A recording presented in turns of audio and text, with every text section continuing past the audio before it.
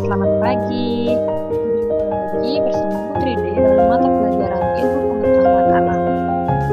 Nah, bagaimana kabar kalian hari ini? Semoga sehat-sehat semua ya, dan dilancarkan segala aktivitasnya. Nah, jadi hari ini kita akan belajar tentang materi perkembangbiakan tumbuhan. Nah, langsung saja ke materi ya. Nah, yang pertama itu kita akan belajar tentang perkembangbiakan tumbuhan. Nah, perkembangbiakan tumbuhan itu ada dua jenisnya. Yang pertama itu ada perkembangbiakan secara generatif dan secara vegetatif. Nah, perkembangbiakan generatif. Apakah yang dimaksud dengan perkembangbiakan generatif?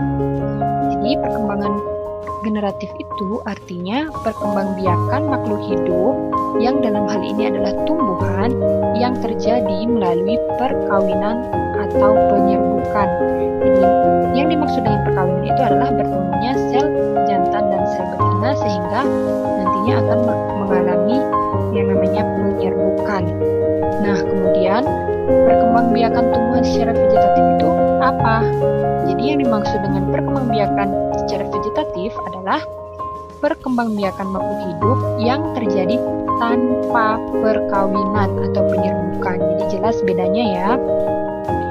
Kalau perkembangbiakan secara generatif itu dengan perkawinan, kalau yang vegetatif itu tanpa perkawinan atau penyerbukan.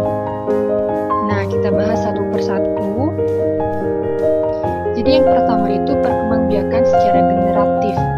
Nah, secara generatif itu artinya melalui perkawinan atau penyerbukan.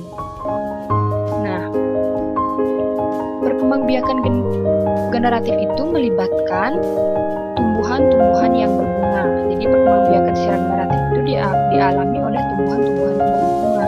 Jadi tumbuhan yang berbunga ini akan mengalami perkembangbiakan generatif. Melalui apa? Yaitu melalui bunga. Nah, pada bunga itu disebut adanya proses penyerbukan. Nah, apa yang dimaksud dengan penyerbukan? Penyerbukan itu adalah bertemunya sel jantan dan sel betina untuk menghasilkan pembuahan. Atau penyerbukan artinya jatuhnya benang sari ke kepala putik. Jadi itu artinya penyerbukan. Nah, sebelum kita masuk ke jenis-jenis tumbuhan yang mengalami perkembangbiakan secara generatif, sebelumnya kita akan membahas tentang alat perkembangbiakan secara generatif pada tumbuhan, yaitu bunga. Nah, jadi kita akan mempelajari tentang bagian-bagian bunga. Nah, di sini Putri Dede sudah memiliki struktur bunga. Jadi, ini namanya struktur bunga. Nah, yang pertama itu ada tangkai bunga. Nah, jadi tangkai bunga ini menghubungkan bunga dengan batang. Jadi, seperti yang kalian lihat, tangkai bunga itu menghubungkan bunga dengan batang. Jadi disebut dengan tangkai bunga. Atau tangkai bunga itu bisa berfungsi untuk menyokong pertumbuhan bunga ini agar tetap berdiri. Nah, selain ada tangkai bunga, itu ada yang namanya dasar bunga. Jadi ini namanya dasar bunga. Kalian bisa lihat tanda panahnya. Jadi ini disebut dengan dasar bunga. Nah, dasar bunga itu adalah bagian ujung tangkai bunga yang agak membesar. Jadi ini merupakan bagian ujung tangkai bunga yang agak membesar di atasnya tangkai bunga. Nah, kemudian yang berikutnya itu ada bakal biji. Nah, seperti yang kalian lihat di sana ada bakal biji atau disebut dengan sel buah ya, atau bakal buah. Jadi di dalam bakal biji ini kalian bisa lihat di sini ada bakal biji.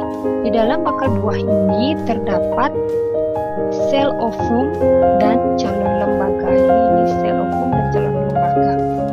Nah, berikutnya ada kelopak. Nah, ini disebut dengan kelopak bunga. Ini juga disebut dengan kelopak bunga. Nah, fungsi dari kelopak bunga itu apa? Fungsi dari kelopak bunga adalah melindungi mahkota bunga ketika masih kuncup dari serangan hama, baik itu ulat, wereng maupun yang lainnya. jadi fungsinya itu adalah untuk melindungi mahkota ketika masih kuncup atau bunga ketika masih kuncup. Kemudian berikutnya, nah yang berwarna ini adalah mahkota bunga. Jadi mahkota bunga itu fungsinya untuk apa?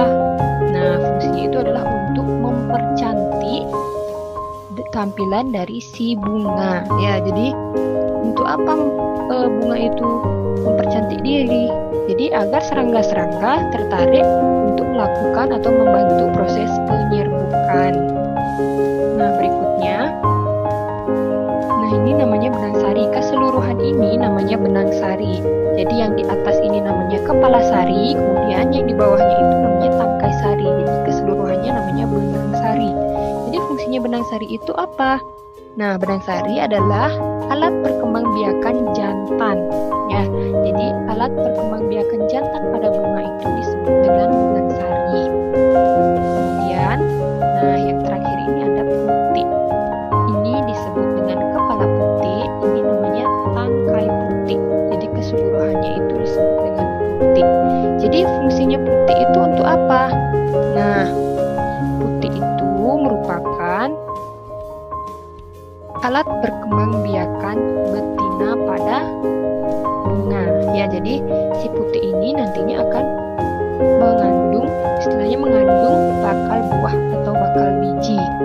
Nah, seperti yang Ibu tadi sebutkan, penyerbukan itu merupakan jatuhnya benang sari ke kepala putik. Jadi benang sari ini akan berterbangan bersama udara, kemudian akan jatuh ke kepala putik. Nanti setelah jatuh dia akan menuju ke sini. Jadi terbentuklah bakal biji atau bakal buah.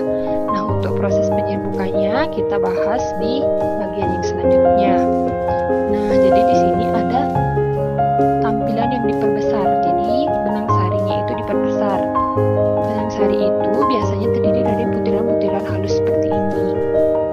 Jadi kalian bisa lihat bagi yang memiliki bunga di rumahnya, sambil kalian mendengarkan video atau menonton video ini, kalian bisa sambil memperhatikan bunga. Apakah bunga itu ada putik, ada benang sari, ada mahkota, kelopak, dasar, dan lain sebagainya. Jadi kalian bisa memperhatikan secara langsung yang mana namanya putik, yang mana benang sari, yang mana dan yang lain sebagainya ya. Nah, jadi kalian bisa catat materi ini karena ini merupakan materi baru. Nah, demikian yang dapat Ibu berikan pada kesempatan kali ini. Ibu harap meskipun kita belajar secara jarak jauh,